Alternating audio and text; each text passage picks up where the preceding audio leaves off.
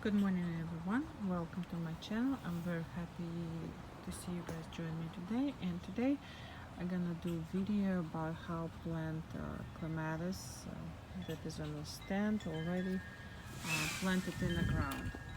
So I have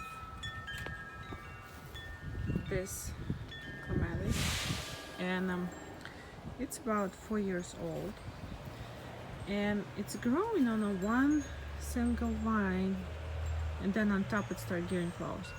So I want to add this clematis on this side of a vine, and so it's kind of intermingle, and since it's a kind of Bordeaux color, I think two of them should be kind of beautiful color. I have this trellis that has two different type of clematis on it. Of course, when I bought it, I didn't know they would be very close to each other by color. Like this is one type, it's currently done blooming, and this is second type. They're very close by colors, so you were thinking it's one clematis, but it's two. And I kind of like this combination.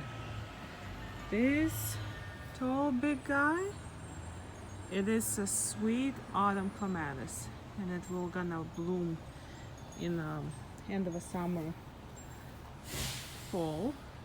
This is blooming.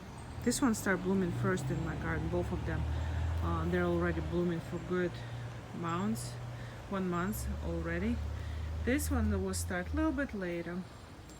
I have project for this one, and this is blooming about 3 weeks now, but because this one is so full, I don't need to add nothing there, so it's just be only one pink. I have project for here, and here I was thinking purple will be so beautiful to add up. And I need kind of be very careful when I'm planting, because what I have here, these big ones, it is hardy hibiscus, heartthrob hardy hibiscus, so I need to carefully dig out there. And this green one, it's a phlox, it's already done blooming, so I need to be very careful and make sure that I don't hurt the original clematis as well. Well, let's try plant it. And this is the information on it. It didn't give me a name, but it says type. It's a clematis, 6-hour sun. This space, it's got about 4 hours sun. Watering, it says how tall and wide it's grow. Hardy zone 4. It says bloom late spring throughout summer. Okay, so late spring throughout summer is count as clematis number 2. There are totally 3 types of clematis. First type of clematis is the one that's blooming in spring, and that's it. It's done blooming in spring and it's not coming back. Then number 2, it's blooming in the late spring and summer, and it's done. And like sweet autumn clematis, it's blooming only in the fall, so 3. But this one, since it says spring and summer, this is clematis is number 2. So, and there's a care, it's just dig out some soil, fill up with soil, keep watering until plant established, fertilizing, water well. Another thing, clematis is loved when its branches up in the sun and feet in the shade, and mine will have plenty of shade for its feet, so that's why it's be climbing up and feet in the shade. I don't know why it is, it's just the way clematis is loving it. So that's why at the bottom of all my clematis is something is plant, so that's why when it's sun shining on it, it has its feet in the shade. It's just the way clematis love to grow. I'll try carefully to not break all my flowers around. Dig out hole. It probably would be much easier if it was earlier, about months ago or so, when all flowers was much smaller. So dirt, what I have here is a sandy slash what it's called, orange clay, sandy clay, and some compost in the mingle together. So I think that's about pretty good size, and it's close to it, so it's about size of a pot. Okay, So this one is a very intermingled in all these parts, and it's kind of will be hard to take apart to not break all these branches. Like a better setup for clematis, it's like this. It's 3. Then you just cut out the strings and carefully pull this bamboo out. This is the best way and easiest way for not break all these gentle vines, but we end up with this one. So the way I'm seeing it, I just have to break all these ones. This is regular pruners, so I'm gonna break all these ones in between, kind of cut them out, not breaking them out. And you see, like this one, it's already in the mingle, so I'll try carefully slip it off, and I'm just keep doing it. Cut all parts out, and now I gently, carefully sliding it off. There you go.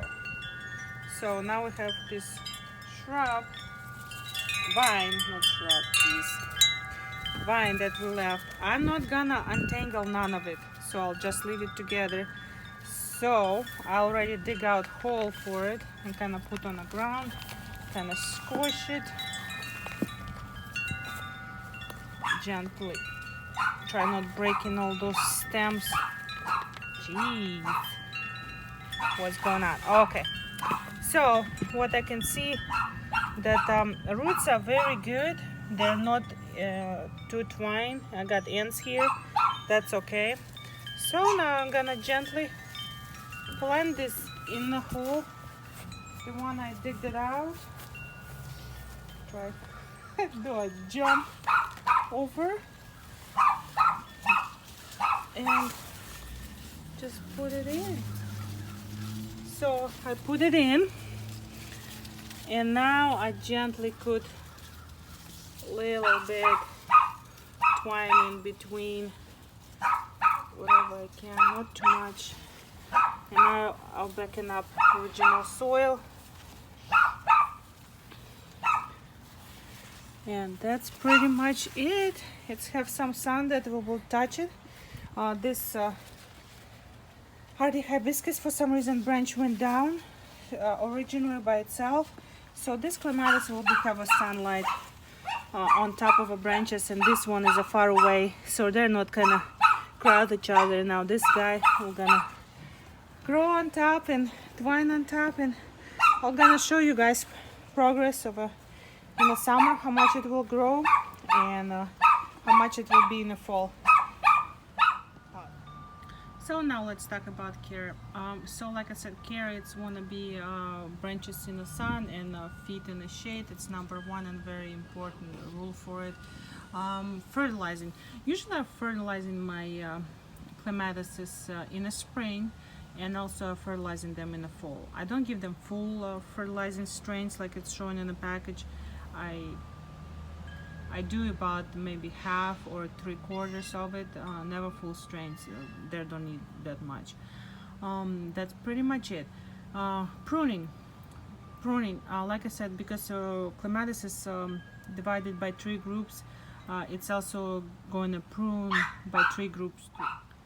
The one that blooming in the spring, and only in the spring, you kind of prune it early in the spring a little bit, not too much, because basically most of it buds is from last year vine will be there. So if you cut down all the way to the ground vine, you're not gonna have no buds on it, no flowers on it.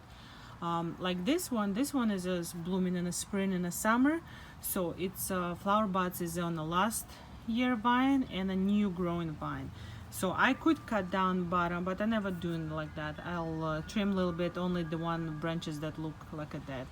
And last one is the one that blooming in the fall, which is sweet autumn clematis.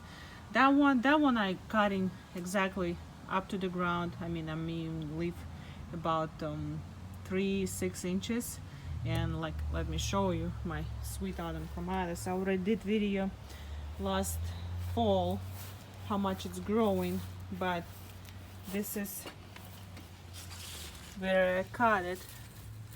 This is an old vine. You see right here, it's only 6 inches from the bottom. So all these vines, all these healthy big vines is growing in literally 1 year, and usually it's going up and then it's spilled down like a huge bird nest, and it will be blooming in the end of August, September. Beautiful. So yeah, I love it. So now basically I will have clematis that blooming in the fall, clematis that blooming in the spring, kind of summer, and here I'll have some extra project I wanted to do, the one that will be blooming in the summer clematises, and this one in the spring. So that way my garage wall will have blooms kind of through the growing season. My peonies are done blooming, my phlox are done blooming. I will do video how to cut phlox down. Peony will live in, we're not cutting peony till it's fall, and this hardy hibiscus will start blooming pretty soon. Cannot wait to see. That's beautiful. It's a plate size. Blooms will be on it. Beautiful.